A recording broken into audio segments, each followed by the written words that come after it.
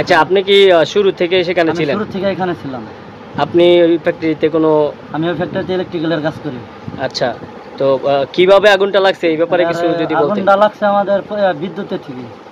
বিদ্যুৎ থেকে? জি, বিদ্যুৎ থেকে। আবার এমনকি মিলের মধ্যে অনেক ধোঁয়া ময়লা ছিল। কারণ যেহেতু নাকি এটা আপনার কাপড় তৈরি হয়, আপনার ধোঁয়া হয়, পরা ফ্যাক্টরিতে ধোঁয়া হয়। তো ওই উপরে চালের এই দিক দিয়ে ধোঁয়া ছিল, তাছের এই দিক দিয়ে ধোঁয়ার থেকে আগুনটা আরও বেশি ছড়াইছে। তো যার কারণে আর পাশে একটা মিল ছিল, ওনার মিলের 2টা বিম পুড়ছে। আর কোনো ক্ষয়ক্ষতি হয় না, মিল কারিগররা বিম কাইটা মেশিনটা সরাই ফেলাইছে। তারা অনেকটা পরিশ্রম করছে। বড় সমস্যা হলো 2,500 ফায়ার সার্ভিস ফোন দিলে আসতে অনেকটা সময় লাগে। 2,500 ফায়ার সার্ভিসটা আইতে অনেকটা সময় লাগে। ফোন দিছি কমসে কম 1 ঘন্টা লাগছে আইতে। মাধবদীরটা হয়েছে 2,500-টা হয়েছে, 2টা এক লগে সর্বোচ্চ 10 মিনিট ডিফারেন্স।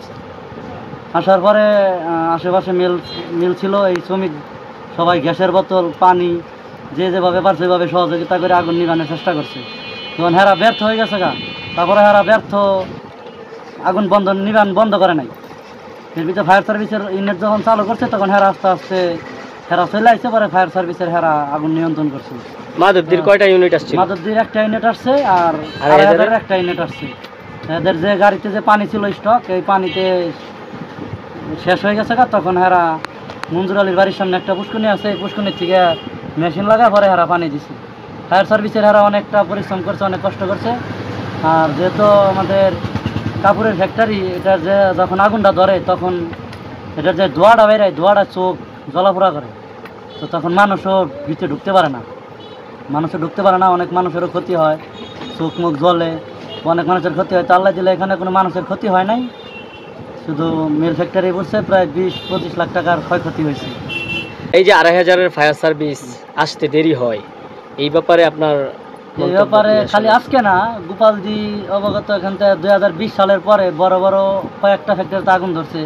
এখানে শাহজালাল ফকির, উলুকান্দি, পশ্চিমপাড়া একটা ফ্যাক্টরি ছিল, এখানেও আপনার আগুন ধরছে। ফায়ার সার্ভিস আসতে অনেকটা সময় লেগে গেছে।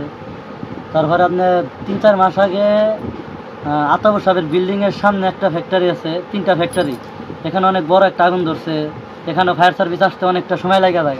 কারণ 2,500 থেকে গোপালদি যাতায়াত রাস্তা তেমন একটা ভালো না, গোপালদি বাজারটা বাইরে হইতে অনেকটা সময় লাগে।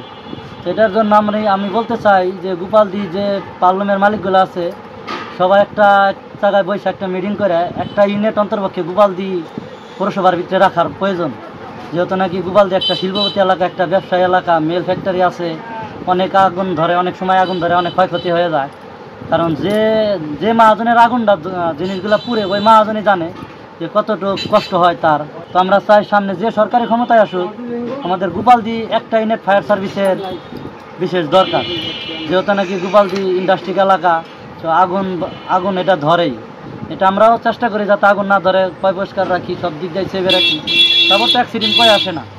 মানে এটার জন্য আমরা চাই আমাদের গোপালদি পৌরসভার ভিতরে একটা ইউনিট ফায়ার সার্ভিস রাখার জন্য। ধন্যবাদ আপনাকে।